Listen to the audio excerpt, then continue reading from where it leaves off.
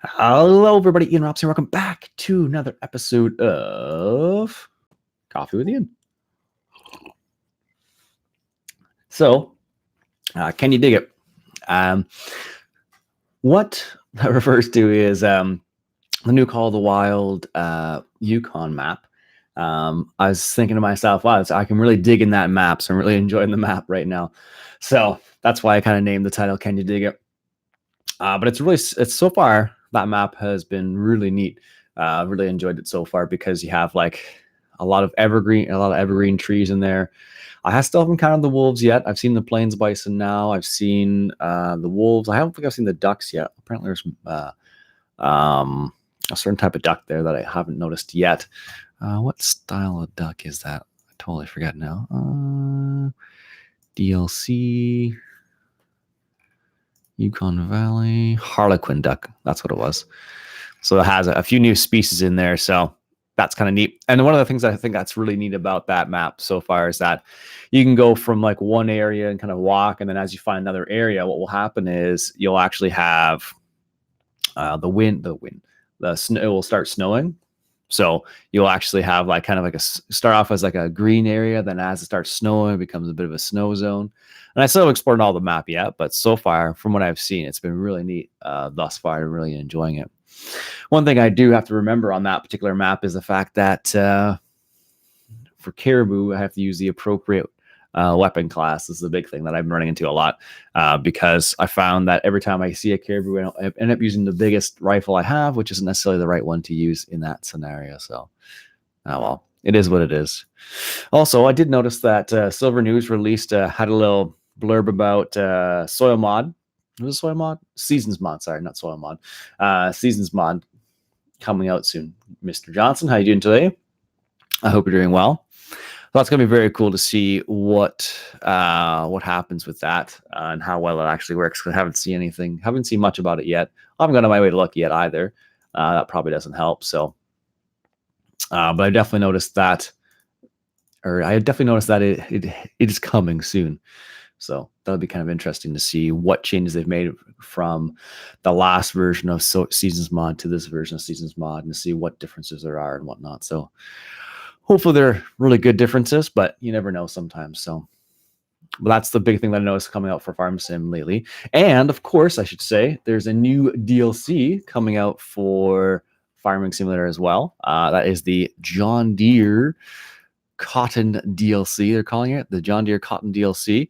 It is going to be a cotton harvester. That's John Deere, and includes a couple other things, such as McCormick Industries bale roller, McCormick Industries cotton three spear frame, the cotton tag trailer, the cotton wheelie grab, and then lizard round bale module, and then a semi round bale module, whatever that means. So it's going to be kind of interesting. So each bale from that baler or from that cotton harvester is 10,000 liters. So they are quite large. Now I think that's a bit different than the ones that you see in I guess currently right now. I'm not sure how big they are. I've done cotton maybe once or twice. So Country Gaming, how's it going? Hope everything is going well with you. But yeah, there's a couple interesting little things. I haven't done cotton at all really, so I'll be completely honest, say I'm not super jazzed about that one. I'm in the USA, Ian. How is the grid in Canada? So far, so good. Nothing too crazy happening here, really. Just nice and cool today. So I think it's like 12 degrees outside, 12 degrees C. So let's check to see what the actual weather is here. 16 degrees Celsius right now, going up to a high of 24 today. And then next week we'll experience some high 30s again. So in Fahrenheit, 61 right now, going up to high 80s or mid 80s next week. So which will be pretty warm. But for now, it's still pretty good. Morning, Spud. I don't know. You live in a very rural area? Neat. I live in a very urban area. I guess it's urban area. But what are your thoughts on the new John Deere DLC? Are you excited for it? Are you not excited for it? This DLC is compatible with the Windows version, Mac OS. version, including the Mac App Store of Farming Simulator. There you go. I'm not super jazzed about it. I might get it eventually, but I'm not jumping out. I'm not like, oh my gosh. But I'm not a huge fan of cotton to begin with, so that's probably the reason why I was kind of like, eh. But if you like the cotton, you'll probably be jazzed about that, especially if you're a John Deere fan as well. So that kind of combination is going to be pretty cool together. So, what else was there? I don't think there's anything else I really saw on the farm sim side that really jumped out at me. Contractor mod, there's been an update apparently. Trees. Although I guess there is the mod contest that's been happening as well. And I haven't seen, there's a couple map mods in there, or what else is there? This is Ireland, Swiss Future Farm Special. There's a truck, a Scarrock the car.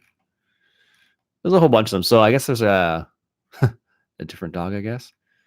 What's so big about that dog? Oh, it's a map. Old San, how's it going? So there's a few interesting things there. There's the MB track, which is also always an interesting one. Irrigation system. Well, that's different, actually. What's that all about? Irrigation system consists of a motor pump with diesel engine and irrigation machine with separate sprinkler wagon. Placed near T23 feet near a field. Rotate the mouse button. Sprinkler can be towed by hand. Place aggregate.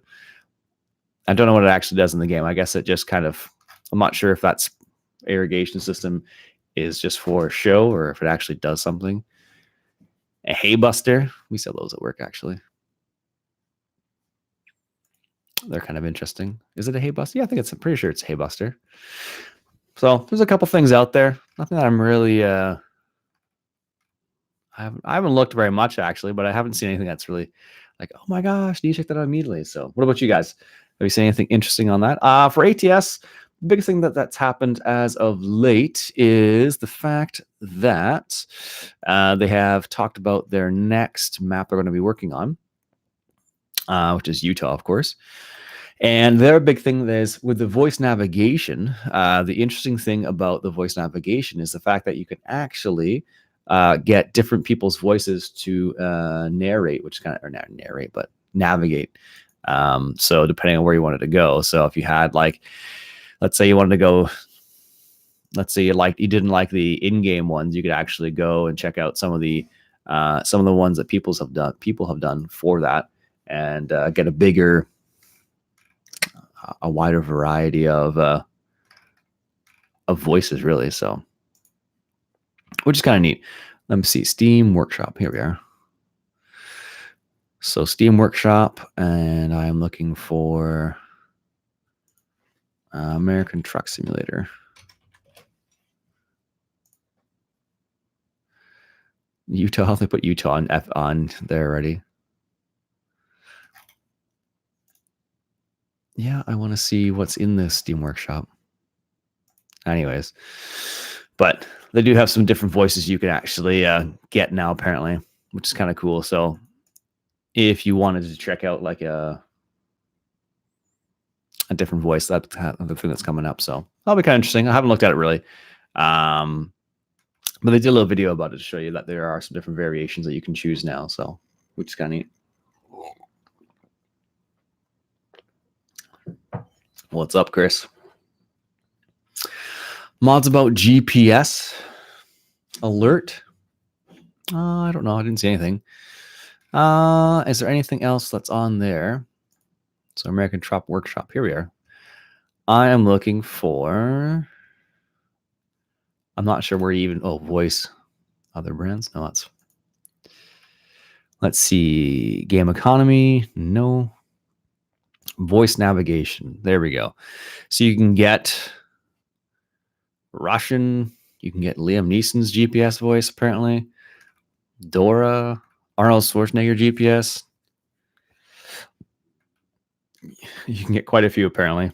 Jay Leno. Morgan Freeman. Obviously, Morgan Freeman's the way to go so far, from what I can see. They need to have an Australian one on. I'm sure they do. Terry Crews. Oh, goodness.